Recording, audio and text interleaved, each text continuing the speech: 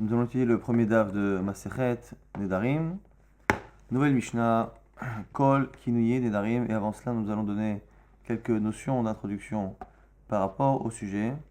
Nous allons parler ici de Nedarim et de certains autres engagements qui se font par la parole. Un Neder, typiquement, est le fait de s'interdire un objet, plus qu'une action, parfois une action mais essentiellement un objet, de se l'interdire. Et l'essentiel du neder est de se l'interdire comme un korban, ce qui veut dire que le langage, la formule classique du neder, la formule complète, c'est cet objet est interdit à moi comme un korban. C'est-à-dire qu'on a tendance à être matpi, c'est-à-dire à prendre la kedusha d'un korban et à la transposer sur un objet. D'où ça sort? Ça sort déjà de la notion que la Torah a permis à l'homme de pouvoir justement créer un interdit, créer une sanctification, ce qui est un chidouche, puisque normalement il y a des mitzvot, il y a des objets qui sont saints à la base, d'autres qui ne le sont pas. La Torah a permis à l'homme, par la désignation d'un objet qui lui appartient, et par le fait de le mentionner par la parole, de dire cette vache-là ou ce veau-là, je le réserve pour le Beit HaMikdash, et à donner à cet animal un statut nouveau d'un instant à l'autre, avec toutes les conséquences, si la personne profite ou abîme cet animal, et bien de la même manière que la Torah a donné la force à l'homme à donner ce statut de Ekdesh à un animal qui peut lui monter sur le Misbéach, eh bien la Torah a aussi donné la possibilité à l'homme de créer artificiellement tous les inconvénients de ce Ekdesh. C'est-à-dire que si quelqu'un prend un animal qui est interdit ou prend un objet qui dans tous les cas ne pourra pas aller évidemment au Beit HaMikdash sur le Misbéach, mais il peut, ici, dans sa parole, il dit je veux créer les mêmes interdits sur cet objet que j'aurais si c'était une vache que j'avais réservée au Beit HaMikdash, il peut le faire. C'est ce qu'on appelle la Hadpasa. C'est tout le sujet qui est développé ici dans le Ran de la première page, ce qui fait que le premier Hamoud est plus court. C'est cette notion-là de Hadpasa, de prendre cette Kedusha, ou plutôt les inconvénients de la Kedusha que je peux mettre sur un animal qui pourrait monter sur le Misbéach, de le transposer artificiellement sur un objet qui à la base n'a aucun rapport avec le Beit HaMikdash. Ça, c'est le Neder. Herem, c'est un autre type d'interdit qui lui aussi est lié à un objet, mais dont le lachon est différent. Herem, en général, on traduit en français par anathème, c'est le fait de ne pas profiter de quelque chose, mais c'est plus ici un interdit que l'on transpose sur un objet par ressemblance à tout ce qui est korban, mais pas herem, par un interdit de tout profit, de manière générale. Mais finalement, à part le langage, pour l'instant, la notion de neder et de herem est plus ou moins semblable. Shavuot. Une shvura, c'est un serment.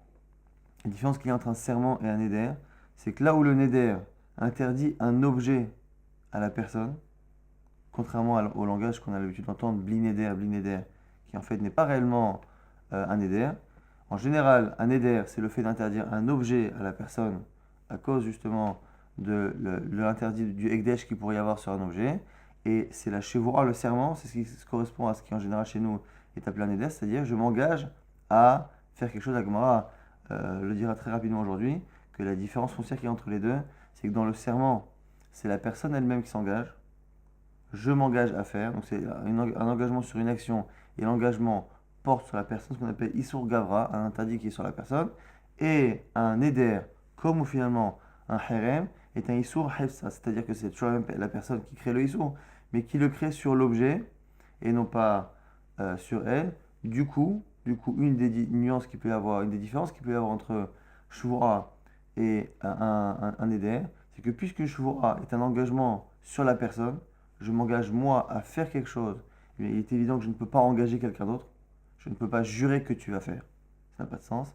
Par contre, puisque le neder, c'est le fait de créer un interdit sur un objet, je peux à la fois m'interdire à moi un objet qui appartient à un autre, puisque finalement l'autre pourrait me le prêter. Eh bien moi, j'interdis cet éventuel profit, cet éventuel prêt, et inversement, je peux prendre mon objet à moi, dont la propriété m'est totale, et je peux l'interdire à une tierce personne, puisque c'est mon objet, et que j'ai le droit de créer un interdit, et de dire cet objet-là, il est considéré comme étant interdit comme du Ekdesh pour telle personne, et c'est aussi pour ça que c'est René Darim va parler beaucoup de tout ce qui est mida de colère, parce que très souvent lorsque les gens étaient contrariés, fâchés, la chose que les gens dégainaient le plus rapidement, c'était le neder, j'interdis ma maison à toi, j'interdis mes biens, j'interdis ainsi de suite. C'est ça, comme ça que les gens avaient l'habitude, en général, de verbaliser leur rancœur. Et donc c'est pour ça que Masechet Nedarim, dans le traité de Nashim, des femmes, pour nous apprendre que c'est souvent les femmes qui ont tendance à s'emporter dans la parole, à la fois dans des engagements dans le bon sens, mais à la fois aussi souvent par énervement. Donc je rappelle encore une fois qu'en général, Nedarim, Neder, c'est par rapport à un objet, c'est un issur sur un objet donc, qui peut même être fait pour moi sur un objet qui est un autre, ou pour mon objet par rapport à une autre personne, alors que chez moi c'est un serment. Et on considère par exemple que le matin de Torah, dont on a fêté la chose hier pendant Shavuot, le matin de Torah, c'était, je vous dis qu'on est mouchba vers Omen mais Arsinaï, on est considéré comme étant comme ayant juré au Arsinaï, c'est une joura. Et Nézirut, Nazir, là encore ça va être une autre question dans quelle catégorie ça rentre, mais en tout cas Nazir, c'est quelqu'un qui s'engage à ne pas consommer tout ce qui est lié à la vigne, au vin ou au raisin, et ne pas se couper les cheveux et ne pas se rendre impur.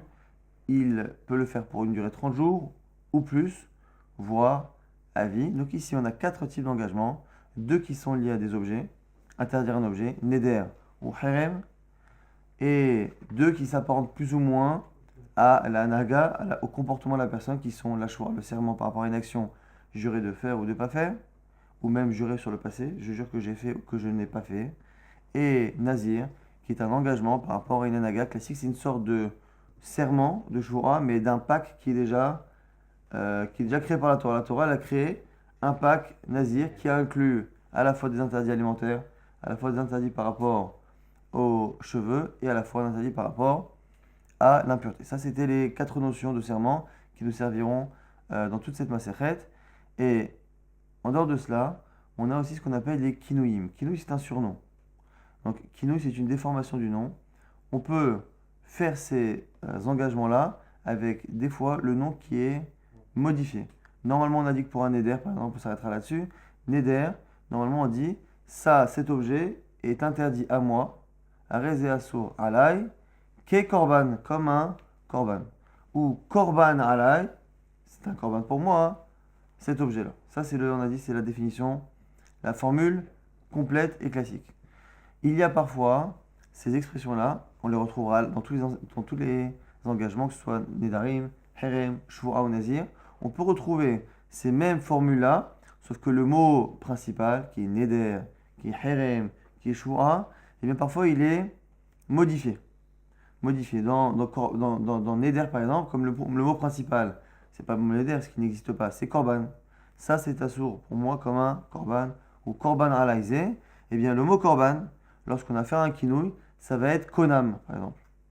Alors, c'est un mot qui ressemble, mais pas tant que ça. La Gemara va rapporter une marloquette plus tard entre Rabbi Yochanan et Resh Lakish pour savoir est-ce que cette déformation-là du mot est une déformation volontaire que les sages ont créée pour éviter de prononcer le nom de Dieu en vain, ou est-ce que c'est les peuples qui vivaient autour de nous et qui avaient du mal à bien entendre ou à déformer et qui ont transformé le korban en konam et finalement le mot s'est déformé quoi qu'il arrive.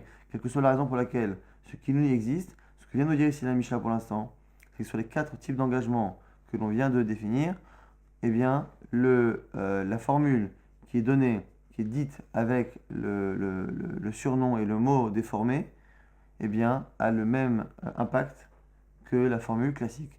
Kol kinouye nedarim ke nedarim, toutes les formules déformées de Nedarim, Konam au lieu de Korban, c'est comme un vrai Neder.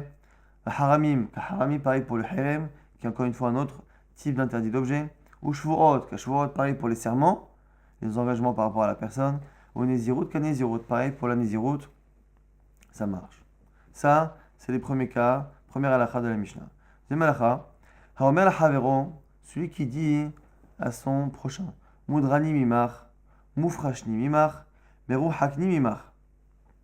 Je suis en éder par rapport à toi. Je suis moufrash, je suis séparé de toi. Ou il dit je suis éloigné de toi. Donc ici c'est au choix. Hein. C'est au choix 3 verbes qui viennent connoter le début d'une séparation, soit milachon éder, soit milachon efresh séparation, soit milachon merouhak, quelqu'un qui est éloigné. Mais après, il s'éloigne de quoi? Il faut qu'il précise par rapport à quoi. Et là aussi, c'est à choix multiple. She'ani ochel lach, she'ani to'em lach. Que je mange chez toi ou que je goûte quelque chose chez toi. Donc c'est une personne qui finalement a dès le départ dit je m'éloigne de toi, je me mets en éder par rapport à toi, je m'écarte de toi par rapport à l'alimentation, par rapport au fait de goûter, eh bien, assour, ça marche. Menoudé anilecha, si la personne a dit Menoudé anilecha, je suis Menoudé, eh bien, Rabbi Akiva, Ayahoker, Bazel et Achmir, Rabbi Akiva ici avait tendance à être marmir. Donc on verra que ici le cas de Menoudé, il n'est pas forcément évident, et donc c'était qu'une humra de Rabbi Akiva d'interdire ce cas-là. Mais on va maintenant revenir surtout à l'essentiel, le début de la Mishnah, qui disait que les langages, les formules qui sont déformées, quand on a dit au lieu de Korban, Konam, eh bien ça marche à la fois pour Neder, à la fois pour Herem, à la fois pour Joua et à la fois pour Nézirut. L'Agma, comme très souvent au début du Masechet, fait une étude classique, textuelle de la Mishnah et comparative avec d'autres débuts de Masertot qui peuvent se ressembler. Et comme dans Masechet Nazir, on a aussi la même notion de Kol Kinoi Nézirut, on parle aussi des langages de Nazir qui sont utilisés avec un mot déformé. Au lieu de dire Nazir, il a dit autre chose, Nadir ou je sais pas quoi, des mots qui sont des mots déformés par rapport à Nazir. Et là-bas, ce qui est intéressant, c'est qu'on ne parle que de Nazir. C'est Masechet Nazir. On dit que toutes les formules où on a déformé le mot dans Nazir, ça marche comme une formule classique de Nazir. Mais on ne parle pas de Shvot, on ne parle pas de Herem, et on ne parle pas de Neder. Donc l'agma tout de suite fait une étude comparative, dit Kol qui nous y Nedarim Kanedarim, Maishna Gabe Nazir de l'Okatene Leou Lekulu. Pourquoi dans Masechet Nazir, lorsque la Mishnah commence à dire que dans Nazir, je n'ai pas besoin forcément de dire la vraie formule, la formule déformée fonctionne aussi bien, pourquoi là-bas on n'enseigne pas tous les autres cas? Et pourquoi ici, lorsque tu commences à me dire Kol Kinoi Nedarim, tu sens obligé d'enchaîner et de présenter tous les autres. Kinoi Haramim, Kaharamim, Kashvot et Kanizirut. Pourquoi? Question légitime l'Agmara. Réponse Shum de Neder ou Shvoa, Ktive Gabe Ahadade. C'est parce que Neder, dans la Torah, lorsqu'il est marqué, il n'est pas marqué seul. C'est marqué Ish Kidor Neder Hashem, O Ishava Shevra. Lorsque un homme fera un neder ou qu'un homme fera un serment. La réponse de l'Agma pour l'instant, c'est comme dans la Torah, lorsque l'on cite le neder, on cite aussi son copain, la shvura, le serment, et bien du coup c'est pareil dans la Mishnah, on a cité deux. Une fois que tu as cité deux, t'as les tartènes, t'as les kulhu. Une fois qu'on a cité deux, on se dit autant faire une liste qui est exhaustive plutôt que de faire une liste qui est incomplète. C'est-à-dire que la logique à la limite, c'est soit tu ne dis que le cas qui te concerne, bah c'est fait Nazir, on a besoin que de Nazir, on te dit Nazir.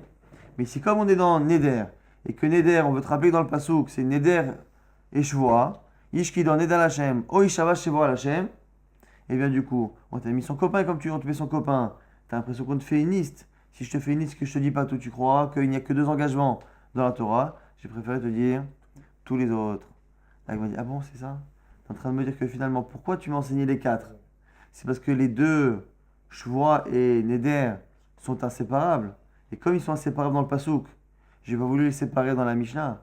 Si ça, pourquoi tu les mets pas à côté? Quand on regarde bien la Mishnah, dit quoi? Kol Kinui Nedarim, Kanedarim, tous les déformations de la formule de Nedarim, c'est comme un Neder. Selon toi, où tu as voulu faire comme dans le verset, tu aurais dû enchaîner tout de suite sur Shvoa. Kinouye Shvoa. Kashvoa, pourquoi? Parce que tu vois bien que tu es en train de me dire que toute la liste finalement n'a été donnée ici que parce que tu t'es senti obligé, une fois que tu as parlé de Neder, d'enchaîner sur Shvoa pour faire une ressemblance avec le Passouk. Mais au final, tu vois bien que tu ne l'as pas fait parce que finalement, tu as coupé avec l'histoire de Herem. Velitne Kinouye Shvoa, Bata Nedarim, selon toi, on devrait enseigner tout de suite Shvoa après Nedarim. La Gemara dit non. Aïdé de Tana Nedarim. Des mitzvahs hefsa ale, et c'est pour ça qu'on a besoin de définir la notion tout à l'heure. Comme on a commencé par dire Neder, qui est la Masechet, c'est normal, qui est un Issour hefsa, qui est un Issour qui est lié à l'objet, comme on a dit tout à l'heure que Neder, c'est le fait de créer un Issour sur un objet, et non pas créer un Issour sur la personne, même si indirectement, l'interdit que je mets sur l'objet va me concerner. Mais essentiellement, le point de départ du Issour part de l'objet. Tananami haramim, on a enchaîné tout de suite avec haramim, des mitzah haïsa'ale, que ça aussi c'est un interdit qui est lié à l'objet. Les apukeshua, pour exclure la shua, des cas sanafshe mihasa, que c'est la shua, c'est la personne qui est interdite à l'objet et non pas l'objet qui est interdit à la personne. Et même si encore une fois on n'a pas eu le temps de tout voir, il y aura une nafkamina, par exemple par rapport au cumul. Lorsque l'objet m'est interdit, et je ne peux pas recréer un autre interdit sur l'objet. Si par contre l'objet est interdit, et qu'après moi je m'interdis l'action de manger, eh bien je pourrais à la fin être liable de deux choses. Puisque ce sont ici deux interdits qui peuvent se cumuler. Pareil pour quelque chose qui est interdit par la Torah. Quelqu'un qui s'interdit de consommer un animal interdit. Comme la Torah m'a déjà fait jurer, j'ai déjà juré. Refaire un serment sur un premier serment, ça n'a pas de sens. Mais faire un éder, pourquoi pas? Et c'est comme ça qu'on comprend Nédaré Lachem. À Shalem, il a dit David Amelech, on l'a lu dans le Hallel, que les néders qu'il a fait, il les paye. Un néder des fois de mitzvah, de s'interdire quelque chose qu'il y a une mitzvah. On peut, par contre, créer un interdit en plus, c'est-à-dire l'objet lui-même, c'est pas l'objet, c'est pas le chazir, c'est pas le cochon qui est interdit à moi. C'est moi qui ai juré de ne pas manger des machalot asurot. Maintenant, si moi je dis cet animal-là, il est interdit comme un korban, eh bien celui qui mangera à ce moment-là cet animal transgressera le serment qu'il a fait au Mont Sinaï de ne pas faire l'action de manger, et d'un côté, il transgressera l'interdit de profiter de quelque chose qui est Ekdesh, qui est créé un Issour Ekdesh. Donc encore une fois, si on récapitule pour l'instant la logique de la Mishnah, contrairement à Nazir, où là-bas il n'y avait pas de raison de parler d'autre chose, chez nous dans Neder, comme le Pasouk qui parle de Neder parle aussi de Shvura, on s'est dit bon, tant qu'à faire, il faut enseigner Shvura. Et comme on te dit, on parle de Neder, on parle de Shvura, tant qu'à faire, il n'y a que 4 engagements verbaux dans la Torah, on va tous les citer. Donc on aurait dû dire quoi? Au départ on a écrit comment le brouillon de la Mishnah, c'était quoi? C'est Kol Kinouye Nedarim Kanedarim, Kinouye Shvuot Kashvuot, Harim Kahamim, Nazir Kanazir. Et du coup, le Tana a dit bon, maintenant qu'on a fait une liste, à quoi ça sert de commencer par quelque chose qui est un interdit lié à l'objet, passer à Shvuot qui est un interdit qui est lié à l'homme, Haramim revenir à un issue qui est lié à l'objet? Les gens ne vont pas comprendre et vont peut-être justement mal comprendre la nature de ces engagements-là. Je préfère le ranger dans un ordre comme ça que la Mishnah, la Gemara nous apprend la logique de la Mishnah. Très bien. Nouvelle question, qui est une double question. C'est que Patah Bekinouyin, on a commencé par parler des Kinouyim. Kol Kinouyin Nedarim, Faresh Yadot, Hamel Havero, Mudarani, Mimach. Vetou et en plus, Yadot, Inche. Est-ce que les gens peuvent l'oublier? Alors c'est quoi ici le problème? On a une nouvelle notion à définir. Ce qu'on appelle Yad. Yad, c'est une main ou un manche. Comme ça que c'est défini dans les Rishonim, dans Rashi souvent. Un manche, c'est ce qui me permet dans un objet de porter tout un objet en ayant contact avec une partie infime de l'objet. Normalement, un objet, pour le porter, il faudrait mettre les deux mains en dessous. Le manche d'une poêle ou je ne sais quoi me permet de prendre une partie minime de l'objet et de le porter dans sa totalité. Le yad, eh bien, c'est le même principe qu'un manche, c'est pour ça qu'on l'appelle yad, par rapport à un engagement qui est verbal. Normalement, un engagement verbal, c'est lorsque je dis une phrase qui est complète. Cet objet-ci est interdit à moi comme un korban.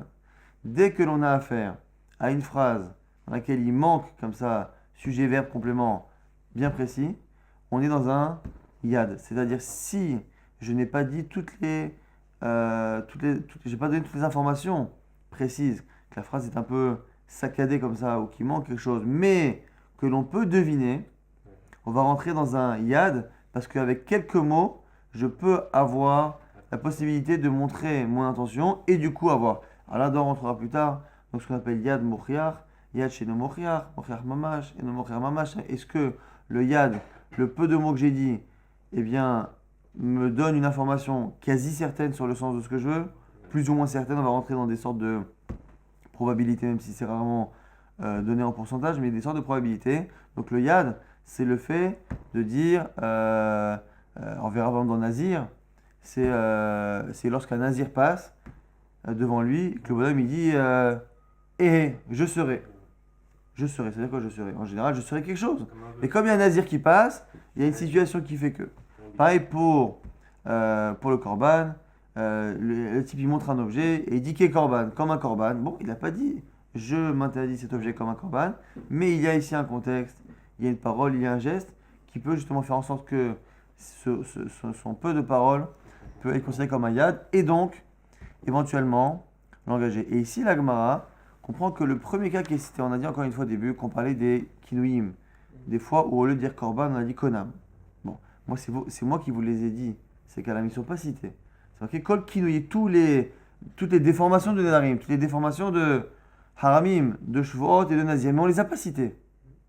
C'est moi qui vous les ai dit. Donc la première question de la Gemara, c'est je comprends pas. Tu me donnes le klal, c'est quoi? Tous les kinouïm de ça, ça marche. Eh bien, cite-les-moi. Cite-les-moi. On n'est pas censé savoir. Moi, je vous ai avancé sur le DA. Je vous dis à la fois, c'est quoi le texte, et je vous ai même avancé sur la marloquette Yochanan et Resh Lakish. Bon, c'est une marloquette à Moreille, on ne peut pas la donner dans la Mishnah. Mais les pharaons de la Mishnah auraient dû me dire. Kol kinouï nedarim, ça marche que le nedarim.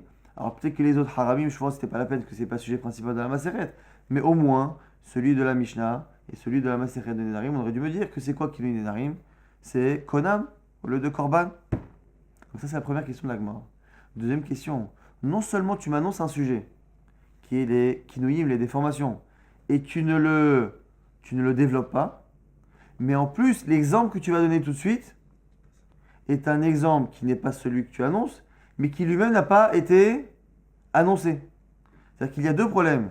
Il y a une annonce qui n'est pas suivie de ce qui était prévu, et en plus, tu me lances directement des cas qui eux-mêmes n'ont pas été introduits. En général, on a une introduction et le cas qui est cité, et là, il y a un gros problème, c'est que tu m'annonces quelque chose, et tu me donnes pas ce que tu m'as prévu, et finalement, tu me donnes autre chose qui lui-même n'a pas été annoncé, ce qu'on appelle un yad. Donc, moudar, animimar, la Gemara, pour l'instant, considère que c'est un yad.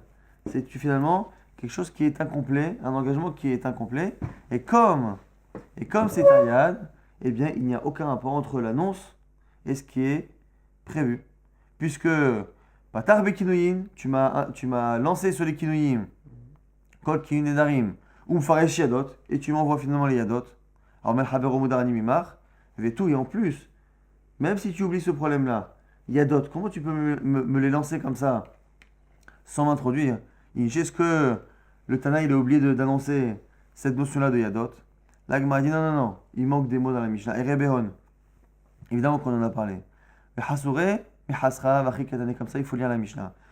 Kol, Kinouye, Nedarim, Kanedarim, Yadot, Nedarim, Kanedarim. Tous les Kinouyim de Nedarim marchent comme des Nedarim.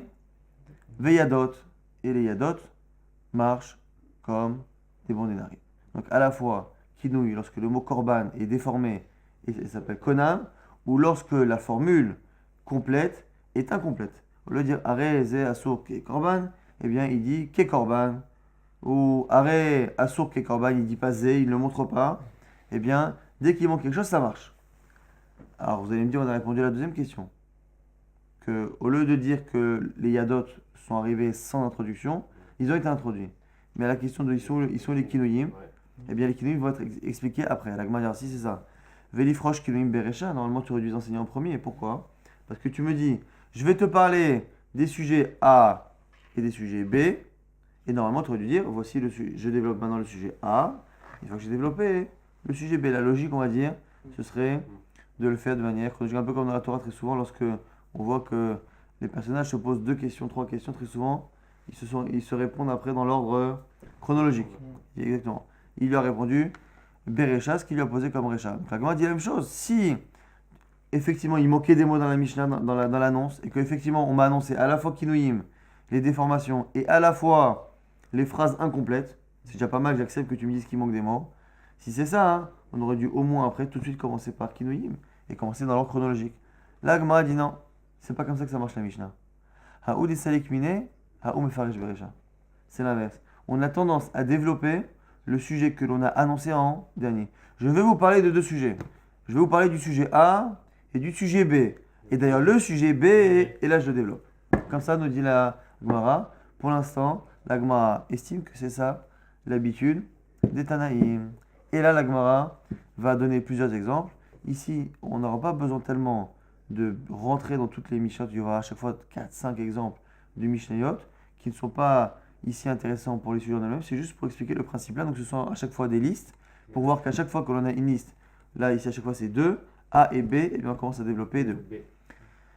Keditnan, voici des exemples et les preuves que c'est comme ça que ça fonctionne dans la Mishnah, Masechet Shabbat, la Mishnah qu'on lit justement tous les vendredis soirs, Bame Malikin ou Bame Malikin, et on commence par En Malikin Vechoulé.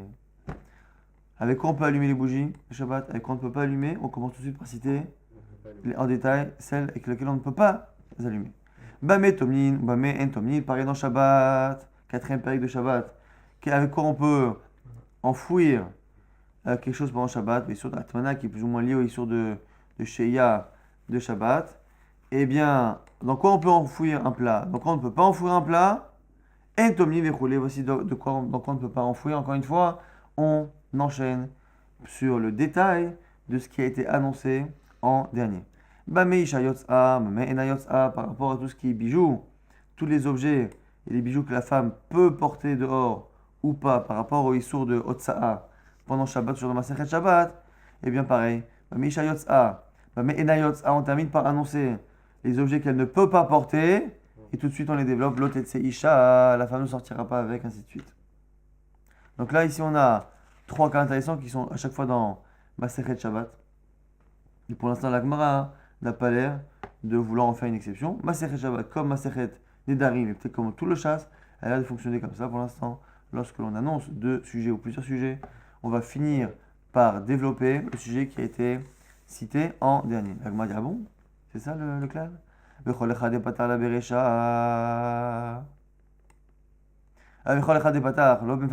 chaque fois qu'on commence par un sujet, qu'on annonce un sujet, c'est pas lui qu'on va développer en premier, c'est faux. Vehatnan, et voici des exemples. Dans la Mishnah de Bava Batra, Yesh nochalin ou manchelim. Nochalim, velo manchelim. Velo nochalim ou manchelim. Ici, on parle des relations qu'il y a entre proches. Le père par rapport à un fils par rapport à un père. On verra, la Mishnah là-bas essaye de citer toutes les relations familiales qui peuvent parfois, une personne dans une famille, par rapport à un proche, peut hériter de lui, mais pas l'inverse. Des fois, il peut à la fois hériter de lui et le faire hériter de lui-même, et ainsi de suite. Et lorsque l'on cite là-bas, on dit quoi? Il y en a qui héritent de l'autre et qui peuvent le faire hériter. Il y en a qui héritent, mais qui ne peuvent pas faire hériter cette même personne. Ça va que dans un seul sens. Et on commence par développer lequel? Le premier. Velo nochalim manchilim. Tu vois bien que ton klal de dire que on finit toujours par développer ce qu'on a cité en dernier, il est contredit par cette première Mishnah de Bavatra. Yesh mutarot lebale masurot bemen, pour ceux qui sont nostalgiques de Masechet Bamot. Ça fait partie des Mishnayot les plus compliquées qu'on a eues. Il y en a qui sont autorisés. Pareil, encore une fois, c'est des relations complexes là-bas de famille. On voit qu'il y a des femmes qui sont autorisées à leur mari, mais interdites à leur beau-frère, et d'autres femmes qui sont autorisées à leur beau-frère, mais interdites à leur mari. C'était quoi l'exemple? Par exemple, c'était une femme qui est mariée avec un Kohen Gadol, okay, et que elle n'est pas Betula, donc elle ne pouvait pas se marier avec le Kohen Gadol, mais dans l'absolu, elle peut se marier avec n'importe quel Kohen. Et on voit que comme dans le cas du Kohen Gadol, le mariage même avec cette femme interdite est valide, eh bien, tant qu'elle était avec le Kohen Gadol, c'est interdit, et malgré tout, ce mariage est validé, donc s'il meurt, elle peut faire hiboum avec le beau-frère. En tout cas, quand on donne le détail, on reprend le premier cas, non pas le dernier.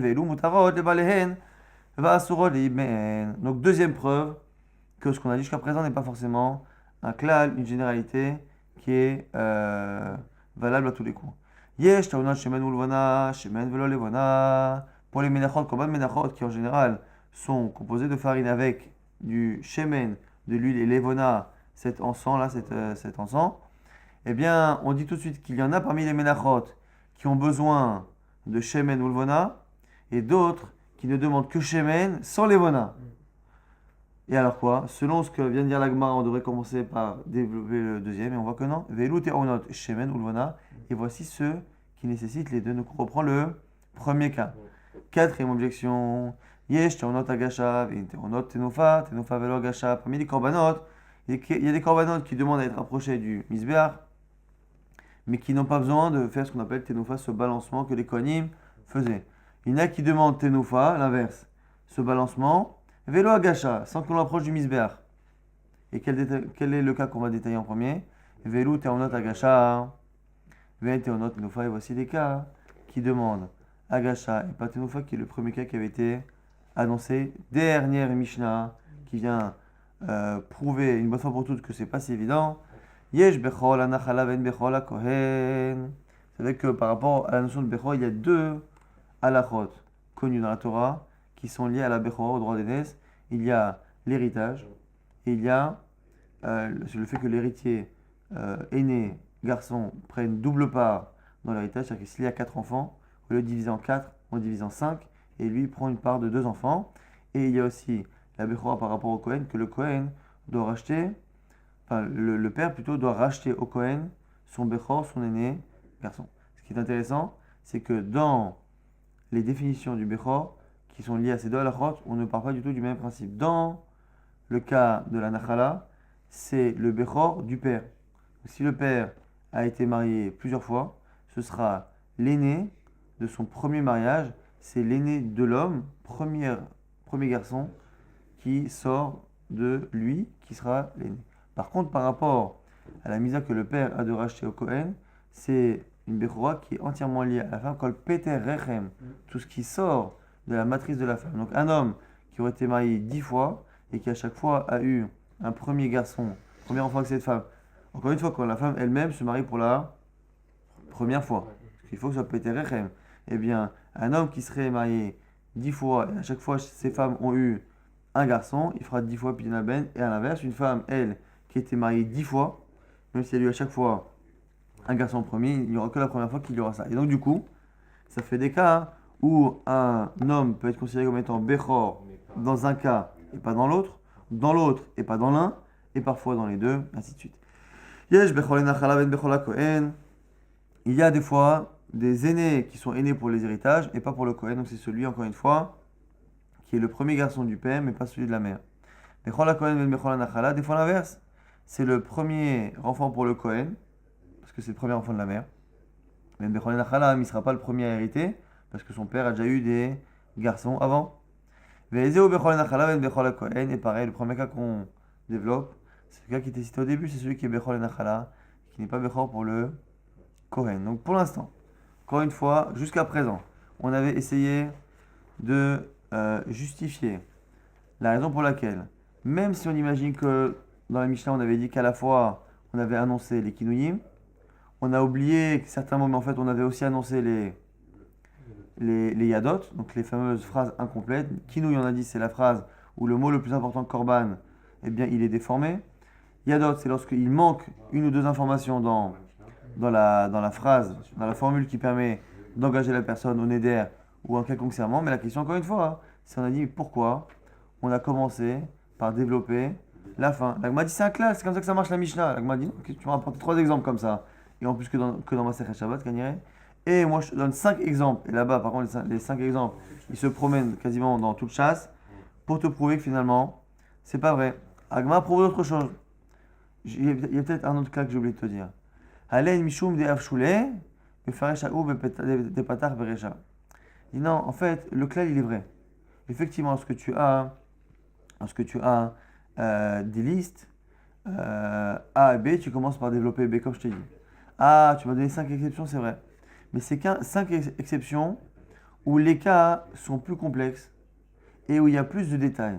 Et comme finalement ces listes-là sont plus compliquées, eh bien le Tana, pour ne pas nous embrouiller, il a préféré, comme la liste est longue et les détails sont longs, il a préféré ne pas m'embrouiller, faire une liste normale et après la détailler dans l'ordre chronologique, ce qui permet de mieux retenir en sachant encore une fois la Mishnah, même si elle a été écrite au moment de Rabbi Danassi, elle a été composée longtemps avant à l'oral, de telle sorte à ce qu'elle soit retenue à l'oral. Donc il y a très souvent dans la Mishnah une logique, et c'est aussi peut-être pour ça qu'on a dit tout à l'heure qu'on a mis ensemble les interdits qui sont liés à l'objet, après les interdits qui sont liés à la personne, parce qu'encore une fois, il fallait qu'il y ait une certaine logique dans la Mishnah pour justement favoriser la mémorisation de ces enseignements qui étaient restés oraux pendant plusieurs millénaires. Donc la Gemara propose de dire qu'en fait, le claque qu'on a dit, ça marche toujours en général. Quand tu fais une liste de A, B, tu commences par développer B, sauf lorsque la liste est trop complexe. Et comme elle est trop complexe, eh bien on a peur, Tana a peur qu'on oublie, et donc du coup il a annulé ce principe-là. La Gemara dit non, c'est pas vrai ce que tu dis. Veha, b'mebe mayotza, b'may nayotza, de lo afsha vekatana yotze vegamal. Il y a un problème, c'est quoi?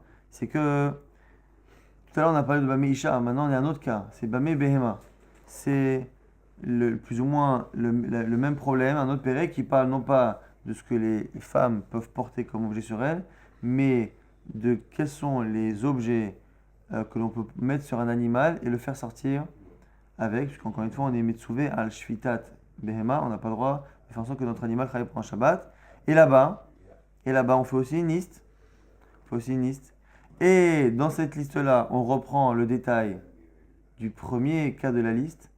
Et ici, la liste n'est pas complexe et donc tu ne peux pas justifier ce que tu viens de dire. Toi, tu voulais me dire qu'on commence toujours par le dernier cas, quand on détaille, sauf lorsque la liste elle est complexe avec beaucoup de cas. J'ai trouvé un cas, encore une fois dans ma Masechet Shabbat, j'ai trouvé un cas où la liste n'est pas complexe et on voit qu'on a recommencé par détailler ce qui avait été cité en premier. La Gemara va abandonner définitivement ce cas-là et là, l'Avdavka. Il n'y a pas de généralité, même si on n'aime pas dire ça dans la Mishnah. Zimnin mefaresha ou de patar beresha, zimnin haou de selek mefaresh beresha, le Tana fait ce qu'il veut. Parfois, il annonce AB et il commence par B, et il ne termine pas A, et parfois, la Gemara le dit contraint et forcé. Des fois, il annonce AB et il commence par A. Vei bait ema, et si tu veux donner une autre réponse, il y a d'autres, aïdé de atian midrasha, mefaresh leon beresha, ou peut-être que non.